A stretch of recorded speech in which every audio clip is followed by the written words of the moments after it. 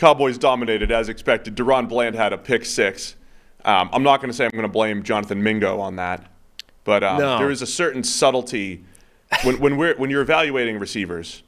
A lot of times, what gets lost in the mix is how the nuances of route running and everything, and how you have to be quote QB friendly and work back, and there's the subtleties of just like running routes at certain depths, maintaining those depths. I mentioned this a few weeks back watching Jordan Addison.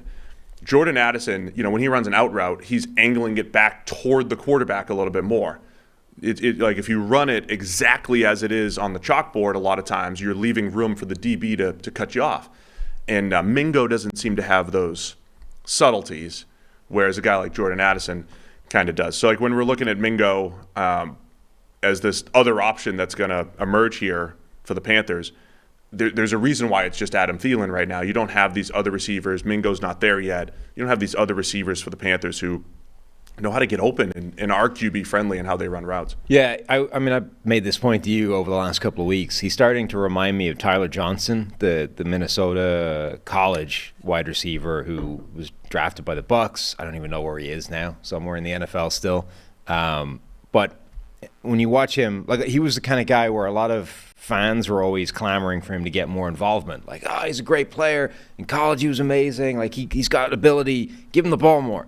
And it's like every time there was a mistake in the offense, you couldn't necessarily pin it on Johnson, but he was always there, right? He was always in the vicinity. It's like, I can't prove that this is your fault, but you always seem to be there when mistakes are being made, which in itself is suspicious, right? It's like that thing of, if you've had an argument with 4 different assholes this morning, you're the asshole, Like if you're always where the mistakes are, you're probably the guy making the mistake. If you're always arguing on Twitter, it's not them, it's you. Right.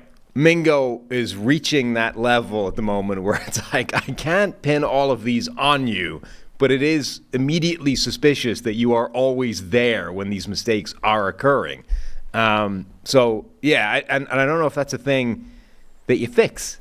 Right? Like Tyler Johnson, I think that was this kind of terminal problem with him and is why he's not a bigger part of any NFL offense. But, Mingo, it's year one. It's too soon to write him off. But, yeah, I definitely that was part of that pick six is he just kept running on a straight line across the field and Bland undercut him and picked it off and took it back. And that, like, it was a reasonably close game up until that point, and then that just blew the doors off it, and that was gone. From a Dallas perspective, Dak Prescott, another clean game. I think at the end of, Dak's going to be getting MVP hype, and he's playing extremely well. Yeah. He's playing better than any quarterback in the NFL right now, especially now that Joe Burrow is hurt. Dak's playing great. It's still going to come back down to, at the end of the season, do they beat the Eagles in the rematch? Are they going to beat these, the best teams that they play? But as we mentioned, Dallas has done a great job piling on. And I thought early in the season we didn't have a great feel for the Cowboys offense. When they were dominating, it wasn't just because of the offense. It was because Deron Bland has a pick six every 2 weeks.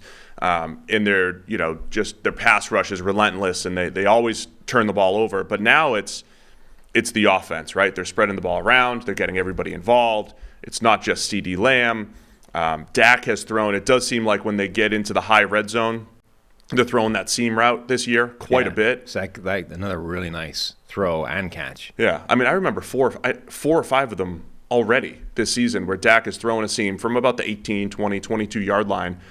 This time it was rookie Loon Schoonmaker who on the receiving end, but that has been a staple of Mike McCarthy's offense this year, and Dak's executing that extremely well. He threw the ball well again in this game. So the only other thing I wanted to highlight is the mismatch of Dallas's pass rush against Carolina's pass blocking. It's another potential record breaker here for futility when it comes to the pass blocking grade. We've had a few of these this year where we've seen the Giants and the Panthers have one of the worst pass blocking grades as a team that we've seen in recent years. I think this is going to be up there as well. Micah Parsons had 2.5 official NFL sacks, 3 sacks for Micah Parsons, from all over. They moved him around, and man, he just looks like a strong safety coming off the edge sometimes, but with power. Yeah. It's absolutely incredible how fast he is. So yeah, the Panthers had no chance, man, up front. They had no chance. And as much as we want to talk about Bryce Young's evaluation, he has little chance, especially in this type of game behind this offensive line. Yeah, and this was far from the worst Bryce Young game, I think. He didn't play particularly well, but it was a game he didn't have much of a chance in, and there were, those signs of life. It was a rough game for them, and one that, as we said going into it, they probably didn't have much of a chance. Dallas, it's a weird situation for them because most of their season doesn't really matter. It's unfortunate for them. We know they're going to be quite good. We know they're going to make the playoffs. And then the question just becomes, can you beat those good teams in the playoffs that have traditionally beaten you? So we're going to have this whole season where games like this they're basically irrelevant. We know they're going to win. We know they're going to win by double digits. And even if they drop one, randomly against Arizona or whatever, it doesn't really matter. Like, the thing is, what happens when you run against the 49ers again, where you just got absolutely embarrassed on both sides of the ball? That's your season. So we're in this weird world where, like, Dak Prescott's going to have, a borderline MVP season, and it's like, it doesn't matter. What happens in the NFC Championship game or the divisional round? Like, that's your season. So it's this bizarre all or nothing, or it's grading them on a curve relative to other people. Tony Pollard finally got himself in the end zone after being allergic to it in a Julio Jones tribute type of way for most of the season. And the really funny thing about that is, like, people have been sort of posting these stats of, I think he was second in the NFL in terms of, like, carries inside the 5-yard line and hadn't managed to get into the end zone. Where he actually got in the end zone was on a play from, like, the 20 or something, where he had a big gap up the middle, but then ran headlong into a safety at, like, the 5-yard line, and then just powered over into the goal line anyway. Like, you've got this overwhelming wealth of carries inside the 5, and it took a carry where he was contacted at the 5 for him to actually get into the end zone. Good for Tony. Good for Tony. Getting into the end zone. 33-10. Dallas moves to 7-3. Panthers 1-9. Still looking at giving the Bears that number 1 overall pick. The Frank Reich retake control of the offense thing didn't necessarily go that well. Unless the plan is to just get them in 4th down every play, in which case that's your offensive strategy. Yeah, it's again, I don't know how you call plays, especially against this Dallas pass rush. I don't know what you're gonna do.